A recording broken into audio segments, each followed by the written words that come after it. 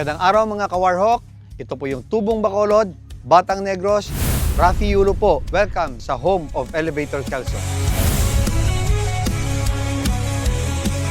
Nandito tayo ngayon sa bundok ng Santa Cruz sa Bacolod. May taas na part ng Bacolod City. Mas mataas, mas malaki yung baga ng mga manok natin. Early ranging, day old pa lang, nasa barn na po yan. Nasa lupa na agad yan. Yun yung ginagawa ko from day old hanggang mag-harvest na po yan.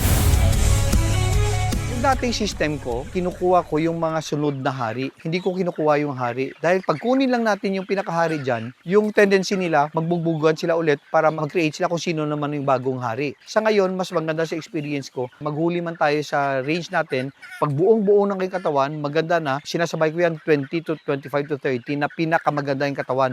Yun yung kinukuha ko. Yung transition natin from chick booster, pag mag 3 months na kasi ako nagbibigay ng stock developer, konti-konti. Magbigay muna ako 80% na chick booster, 20% na stock developer, hanggang mag 30%, hanggang umabot siya ng buo na. Hindi ko binibigla na stock developer agad lahat. Since nagsimula tayo sa chick booster, yung growth at nutrients na binigay ng chick booster ay ma-adapt sa katawan ng manok natin, tapos i-follow up natin ng stock developer para mas lalo magiging brusko yung katawan ng manok natin. So yun yung kagandahan na naibigay ng stock developer natin ng Warhawk.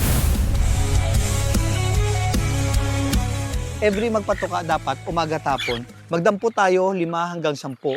Anong dapat natin gawin? Pigain natin yung ilong, check natin, pakinggan natin ganito kung may halak. Para kung may halak man o may sipon, kahit isa lang, kailangan bigyan mo silang lahat ng antibiotic sa tubig nila. Bakit? Kasi pag isa lang binigyan natin, nagsalo-salo na yan sila sa isang inuman. Dahil yung isa, meron sipon o meron halak, pag inom niya sa inuman, magkahawa-hawa yan sila. Kaya kung dahilan kung bakit kahit isa o dalawa lang meron, lahat sila dapat bigyan natin ng antibiotic. So, ano yung system natin pagbigay ng antibiotic? 7 days curing period talaga magbigay tayo ng antibiotic para siguradong hindi na pabalik-balik yung sakit sa mga alaga natin.